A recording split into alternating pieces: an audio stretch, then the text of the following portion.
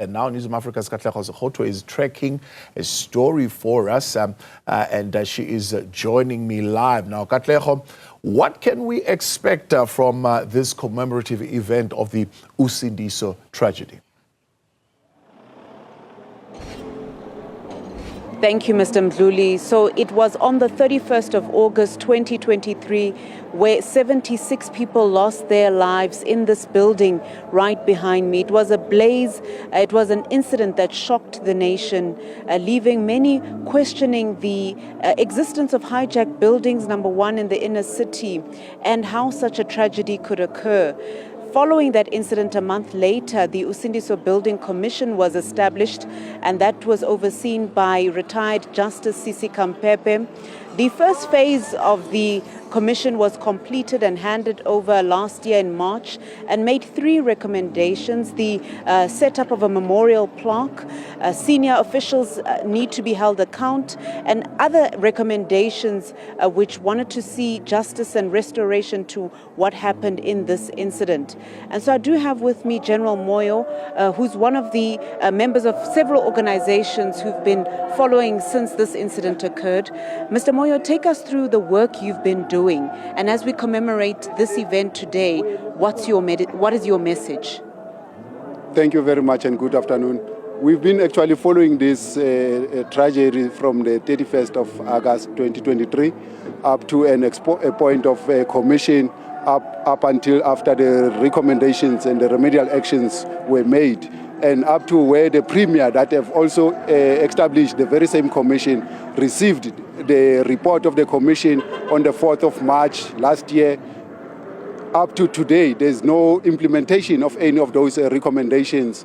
So the promises that the Premier also made on the day of receiving the report, that they will speed up the implementations of the recommendation, those that are implicated on the recommendation will be held accountable as those departments, and some of them are people who are currently contesting to be the mayoral in the manager's position of the city of Johannesburg, which is Mr. Bottas, for instance, who was the part of the JPC that was supposed to be the one that was managing and overseeing the property. That was also fingered by the Kampepe Commission. So we are seeing those people also contesting to be in the higher positions of the city. So today's commemoration is to also highlight some of those things, that the promises that were made by the Premier of Gauteng were never fulfilled. He promised to establish the committee that will look into implementation of those resolutions and the commissions, which up to date he never getting in touch with any of us. And also the building, in terms of demolishing the building, the commission recommended that there must be a memorial site that was built. But now the city of Johannesburg is trying to push to build something that they called administrative offices, which we are objecting to that, because the site, if the building is demolished according to the recommendation of the commission, should be a site where we gather each and every year on the 31st of August and remember the 76 fallen lives. So we are also pushing for that the building should be demarcated, destroyed or demolished, so that it becomes the site of remembering the 76 fallen lives.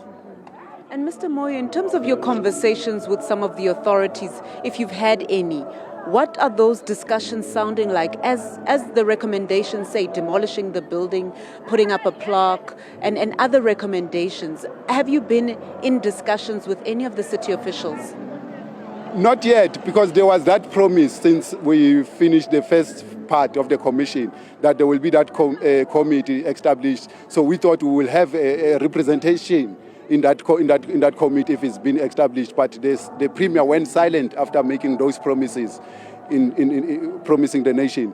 Then we started now to follow up on other ways, where we started having a protest to the office of the Premier, protest to the office of the mayor, but now it's 2 years later. There is no response in terms of what we also addressed in terms of the grievances of the residents. So what we are also now pushing, which was not also outlined on the recommendations of the commission, is the compensation of those fallen victims and all those victims that were part of the residents of the Usindiso Building. So we are pursuing that justice campaign regarding the compensation claim under the class action that we are pursuing. And I guess just a last one. Can you just paint a picture of us of the realities of the lives of the survivors of this incident?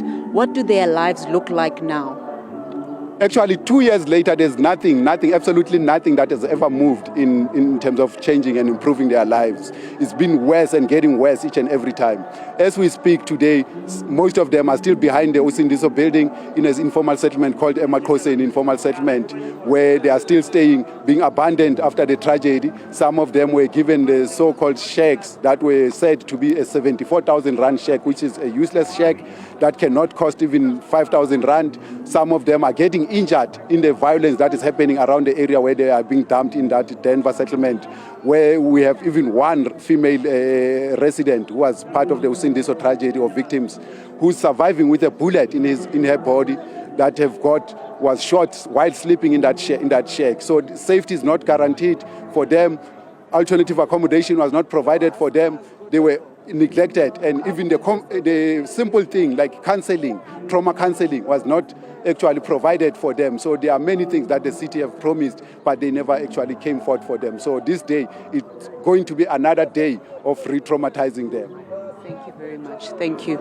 So, Mr. Mdluli, you've heard it there from General Moyo, who's part of the Newzroom Afrika Against Xenophobia organization, which is one of many who is playing a part in whatever way they can in following the survivors, but also highlighting the issue of lack of compensation of the families of the victims affected by this incident. And so on this very day, 76 lives were lost, 88 people were injured. And so the call now is what happens? What does justice look like?